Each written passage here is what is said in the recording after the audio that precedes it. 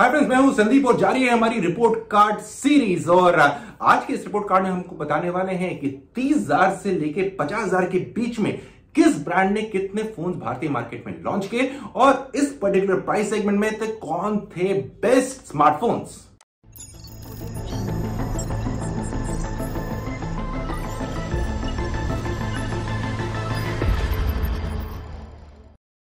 Friends, start करते हैं best phone under 50,000 का रिपोर्ट कार्ड नंबर के खेल के साथ। लेकिन उससे पहले एक नजर डाल लेते हैं हमारे स्पॉन्सर मीडियाटेक की तरफ से एक छोटे से मैसेज पे।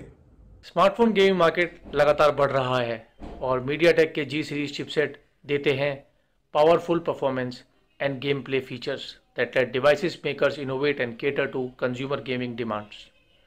जी सीरीज चिपसेट में है MediaTek hyper engine gaming technology, जो ज़बरदस्त कॉम्बिनेशन है हार्डवेयर और सॉफ्टवेयर का, जिसकी वजह से optimised performance, superb image quality, smooth game play और साथ साथ अनइंटरप्टेड कनेक्टिविटी मिलती है गेमिंग के दीवानों के लिए। A new wave of hardware जो big arm cortex A75 core support करती है, speed of 2 GHz and new arm G52 class CPU performance को नेक्स्ट लेवल ले जाती है for avid mobile gamers.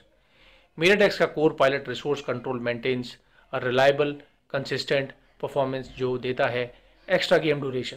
The performance is boosted up by up to 25% दूसरे solutions के मुकाबले जो अभी भी पुराने कोर यूज करते हैं।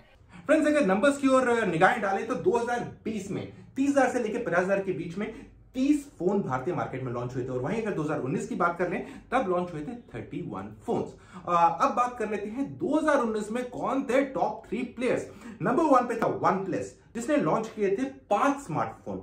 उसके बाद ओप्पो और नूबिया ने ज्वाइंटली सेकंड पोजीशन पे थे, दोनों के दोनों ने 4 फोन ईच लॉन्च किए थे। अब बात कर लेते हैं 2020 की। काफी इंटरेस्टिंग डेवलपमेंट हो रही थी इस साल। यहां पर नंबर 1 पे सैमसंग और वन प्लस दोनों थे। दोनों के दोनों ब्रांड्स ने 5-5 फोन लॉन्च किए। और उसके बाद थे Xiaomi और Realme। उन दोनों ब्रांड्स ने भी 4-4 फोन भारतीय मार्केट में लॉन्च किए थे 30,000 to 50,000 के बीच में। सो फ्रेंड्स, आपने देख लिया ब्रांड्स का लेखा जोखा जो 30,000 से लेके 50,000 के बीच में उन्होंने क्या क्या फोन्स लॉन्च किए। और अब बारी है बात करने की इस सेगमेंट में 30,000 से लेके 50,000 तक जो सेगमेंट है, इसमें सबसे दमदार स्मार्टफोन कौन से थे। लेकिन उससे पहले सुन लेते हैं हमारे जो स्पॉन्सर है इंडस ओएस, वो आपसे क्या कहना चाहते हैं। भारत का अपना ऐप स्टोर इंडस ऐप बाजार ऐप डेवलपर्स को दिलाता है एक बराबरी का मौका, दुनिया भर के प्रसिद्ध ऐप डेवलपर्स के बीच अपनी एक पहचान बनाने का। अपने ऐप को कीजिए हमारे पोर्टल में पब्लिश बिना किसी शुल्क के और पहुंचाइए उसे 10 करोड़ से भी ज्यादा भारतीय उपभोक्ताओं तक उनकी अपनी भाषा में। मशीन लर्निंग के उपयोग से हम आपके ऐप्स को पहुंचाएंगे सबसे उचित उपभोक्ता तक एवं हमारे डीप डेटा इंसाइट्स आपको दिखाएंगे अपनी ऐप्स का परफॉर्मेंस रियल टाइम में। तो आइए जुड़िए इंडस ऐप बाजार से और बनिए हिस्सा भारत के उज्जवल आत्मनिर्भर भविष्य का। फटाफट बात कर लेते हैं बेस्ट डिवाइसेस 30,000 से 50,000 के बीच में कौन सी थी। और इसे मेरा साथ दे रहे हैं नंद गोपाल राजन और साथ ही साथ निमिष दुबे। सो निमिष, आपको इस सेगमेंट में सबसे अच्छी डिवाइस कौन सी लगी जिसने आपको सबसे ज्यादा इंप्रेस किया? संदीप, डिवाइसेस तो कई आई इस सेगमेंट में। वन प्लस अपने फ्लैगशिप लेके आया। अब फ्लैगशिप किलर से तो फ्लैगशिप वाला ब्रांड बन गया है, तो अपने फ्लैगशिप लेके आया। सैमसंग अपने डिवाइसेस लेके आया। लेकिन मेरे लिए सबसे नोटेबल डिवाइस थी Xiaomi की डिवाइस थी, Mi 10 नाम की डिवाइस थी। Xiaomi इस साल फ्लैगशिप्स में उन्होंने अपनी वापसी की 2020 में, और तीनों Mi 10 सीरीज की डिवाइसेस थी, Mi 10, Mi 10T और Mi 10T Pro।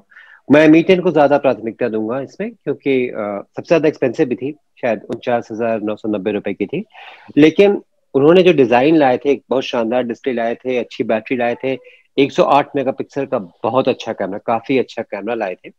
और खास बात ये थी इसकी साउंड क्वालिटी बहुत अच्छी थी। साउंड एक ऐसी कंपोनेंट है जो हम लोग कई बार भूल जाते हैं। तो इसमें स्टीरियो क्वालिटी जो थी वो लगभग आईफोन के लेवल की थी, जो सोच ही के अचरज हो जाता है वैसी थी। वायरलेस चार्जिंग थी, डस्ट वाटर रेजिस्टेंट था, एक काफी कंप्लीट फोन था। क्या Xiaomi उसको अच्छी तरह से मार्केट कर पाया या नहीं, ये इस बात पे हम फिर चर्चा कर सकते हैं। लेकिन मैं कहूंगा कि मेरे अनुसार सबसे अच्छा फोन इस सेगमेंट में इस साल में Xiaomi का Mi 10 था। राइट। सो नंदू, आपकी तरफ से कौन सी डिवाइस आने वाली है लिस्ट में? आप वन प्लस को देखिए, वन प्लस ने इस साल भी 3 फोन लगातार ऑलमोस्ट एक के बाद एक लॉन्च किया। लेकिन मुझे उसमें से वन प्लस 8T सबसे इंटरेस्टिंग लगा। इनफैक्ट उसके 8 और 8 प्रो के बाद जो 8T का जो गैप रहा वो बहुत कम था इस बार, क्योंकि थोड़ा सा, क्योंकि 8 सीरीज आगे थोड़ा डिले हो गया था पैंडेमिक की वजह से, और ये एकदम से ही आ गया। लेकिन उसके उसकी वजह से मुझे थोड़ा सा लगा कि 8 सीरीज जो उनका ओरिजिनल सीरीज है वो थोड़ा इरिलेवेंट हो गया था। 8T आप सीधे 8T खरीद लेते, उसमें कैमरा स्लाइटली बेटर लगा। ओवरऑल मुझे उसका सब कुछ बेटर लगा। सो 8T मेरे ख्याल से बेस्ट फोन था वन प्लस का हिस्सा। और दूसरा एक और फोन जो मुझे लगता है रेलेवेंट है वो है आईफोन SE। SE आप देखोगे तो मतलब पैंडेमिक के बीच में उन्होंने जाके लॉन्च किया है, और वो फोन ऐसे टाइम पे आया जब लोगों को एक ऐसे फोन की जरूरत था। दुनिया भर की बात कर रहा हूँ, इंडिया की बात नहीं कर रहा हूँ। जबकि लोगों को अपग्रेड करना था, नया फोन चाहिए था, तो आईफोन SE की सबसे इंपॉर्टेंट चीज जो है वो उस टाइम का एप्पल का सबसे बेस्ट प्रोसेसर में आया है। दो वो सस्ता फोन है एप्पल के हिसाब से, ऑलमोस्ट हाफ प्राइस का फोन है, बट फिर भी वो सेम इसमें आया है। तो एप्पल का बहुत इंटरेस्टिंग चीज है जो उसके बाद जो 12 सीरीज में भी आप देख रहे हो, सारे फोन्स एक ही प्रोसेसर में आ रहे हैं। आप कोई भी प्राइस पॉइंट देख लीजिए, सारे फोन्स का एक ही प्रोसेसर है। तो अगर अभी 1-2 महीने में शायद एक और SE अगर आएगा जो 2021 वर्जन होगा, तो वो आएगा जो लेटेस्ट वर्जन प्रोसेसर में। तो ये बहुत बड़ा चीज है, ये और कोई कंपनी कर नहीं पा रहा है अभी। और ये इनफैक्ट बाकी पूरे सेगमेंट, मतलब स्मार्टफोन सेगमेंट पे प्रेशर डालने वाली चीज है, क्योंकि अक्रॉस प्राइस पॉइंट आप एक टॉप एंड प्रोसेसर में आप दे रहे हो, तो उसमें काफी प्रेशर, तो उसका रेलेवेंस इस फोन का बहुत ज्यादा है।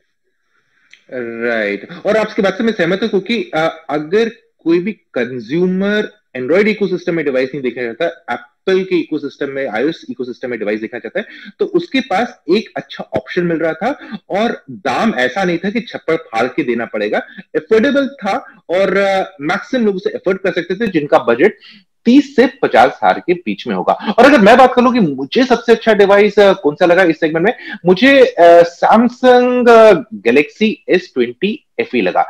फैन एडिशन जो है FE का मतलब, यानी कि अपने फैंस को खुश करने के लिए जो एडिशन लाया, और जैसा नाम वैसे ही दर्शन थे उनके। क्यों मैं ऐसा कह रहा हूं, क्योंकि जब भी आप S सीरीज के फोन देखते हैं या S20, तो आपको लगता है भैया इसके लिए तो पूरी के अच्छे जेब वेब ढीली करनी पड़ेगी, कहां कहां से लोन लेना पड़ेगा, 50,000 से ज्यादा की एक्सपेक्टेशन रहती है। ये डिवाइस आपको 50,000 रुपए से कम में आ रही थी। डिवाइस एज सच यूज करने में कोई इशू नहीं था, बड़ी स्मूथ चल रही थी, कैमरा दमदार थे। जो आपको S20 में दिखते थे वही सब दर्शन आपको यहां पर भी हो रहे थे। लेकिन यहां पर एक चीज कहना चाहूंगा कि बहुत लोगों को ये लग रहा था कि बहुत लोगों को लग रहा था, थोड़े लोगों को लग रहा था, वो तो कह नहीं सकते, लेकिन जी हाँ, कुछ लोगों को ये लग रहा था कि जो उसने प्लास्टिक बॉडी दी थी वो उसका एक नेगेटिव पॉइंट था। हर एक की अपनी पर्सनल चॉइस है। प्लास्टिक बॉडी शायद कुछ लोगों को अच्छी नहीं लगी हो, लेकिन जब तक परफॉर्मेंस अच्छी होगी और कैमरा दमदार होगा और परफॉर्मेंस में कहीं पर भी कोई रुकावट के लिए खेत का बोर्ड नहीं आएगा, तब तक फोन बढ़िया है।